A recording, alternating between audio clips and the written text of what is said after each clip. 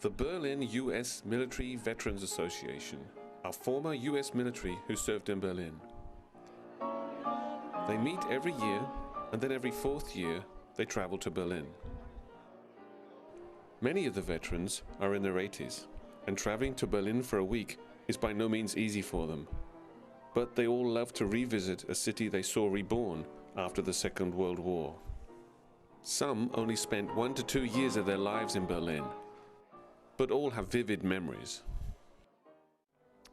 What I remember about East Berlin were the facades that the DDR and the Russians had put up to make it look like they had beautiful buildings, but there was nothing behind the facades. And so Berlin was two different cities completely. The West had begun to recover and had done a great job with it. The East still hadn't done it. When I left here in the late 50s, you know, East Berlin was still a shambles, right? You know, when President Kennedy came to Berlin,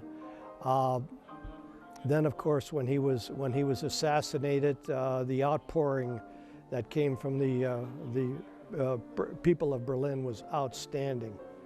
I can remember seeing candles in the windows for as far as you could see. It was truly amazing and very heartfelt.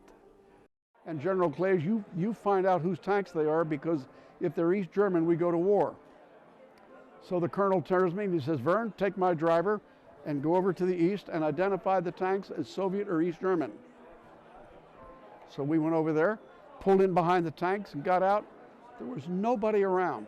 There were 11 tanks, and they all were painted. We couldn't tell who they were. So what does a 23-year-old lieutenant do? I climbed up in the tank and climbed down inside and looked down into the driver's compartment, and there was the Cyrillic script was on the instrument panel. It's Russian. And the driver was kind enough to leave a Red Army newspaper by the brake handle. I attached that to my clipboard, climbed out of the tank. So we went back in the car and drove back to Checkpoint Charlie. And I walked into the checkpoint, and my colonel says, "Whose tanks are they?" I said, "They're Soviet, sir. How do you know?" And I explained. He said, "You did what?" And I said, "Sir, you told me to identify the tanks. There's a Red Army newspaper. They're Soviet." He said, "Here, you tell General Clay." And when I got to Berlin, my captain called me in his office in the orderly room and says, "Your name is Adolph." I says, "Yes, Adolph Rubizzi." He says, "Well, Adolph," he says, "I see that you got blonde hair and blue eyes." He says, "And it's a few years after the war, and you're still kicking up things over here." He says, "So with the Aryan stuff and all," and he says, "Suppose we change your name a little bit. Instead of Adolph, suppose we give you Albert." I said, "Well, you're going to give me Albert. Why don't you shorten it to Al?" He said, "Yeah, that's a good idea," he says. So he shortened it to Al, and that was my story. I love Berlin. I love the duty here, and I was very happy. They had this revolt in Budapest, Hungary, and we were put on alert for over a week.